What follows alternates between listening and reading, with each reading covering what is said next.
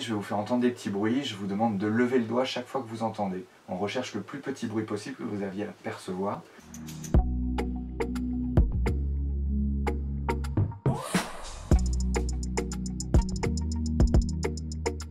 On va inviter le patient dans une cabine insonorisée. Il va donc avoir un casque avec une information sonore sur l'oreille droite puis sur l'oreille gauche.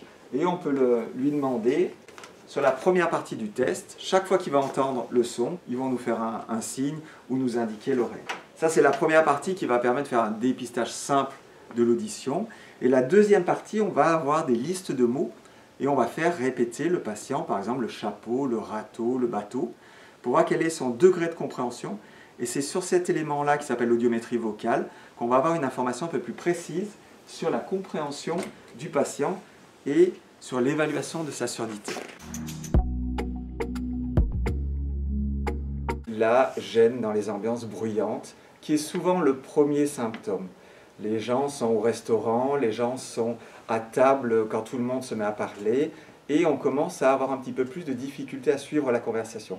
Ça, c'est typique, c'est qu'on commence à rentrer dans une phase de surdité. Le diagnostic reste tardif, parce que souvent, on peut avoir une petite gêne, mais se dire finalement c'est l'évolution naturelle, je n'ai pas besoin de consulter. Et on sait qu'ensuite dans la prise en charge, si on réalise une prise en charge de la surdité trop tardive, on aura des difficultés. Ça va être une douleur au niveau de l'oreille, ça va être des vertiges, ça peut être des acouphènes, c'est-à-dire une perception de sifflement, de bourdonnement ou de battement du cœur au niveau de l'oreille interne, au niveau de l'oreille. Et plus largement, ça peut être également, on va passer plus sur tout ce qui est ORL, c'est-à-dire des vertiges, une paralysie faciale, etc. On a dans l'évolution naturelle, dans le vieillissement, on va dire de l'oreille interne, une perte progressive de ses capacités ne sera pas réversible par un médicament ni par une intervention chirurgicale.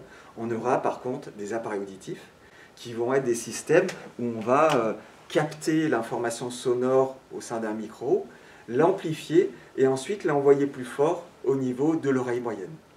Donc ça va être une des possibilités pour compenser la surdité. Surtout d'être vigilant sur les habitudes qu'on peut avoir. On va trouver des activités comme les concerts, les sorties dans les zones type boîte de nuit où il va y avoir une ambiance sonore très importante. Il faudra faire attention parce qu'on a une réglementation, mais si vous êtes à côté de l'enceinte, forcément, vous allez avoir une intensité sonore beaucoup plus importante que si vous êtes au milieu d'un stade dans les grands concerts. Ensuite, il y a les habitudes, le téléphone ou les oreillettes, le volume sonore. On ne va pas être forcément sur un volume sonore dangereux, mais sur un volume sonore peu important, mais qui est sur une durée d'écoute de par exemple 8 heures par jour, on va quand même potentiellement avoir un effet délétère sur l'audition.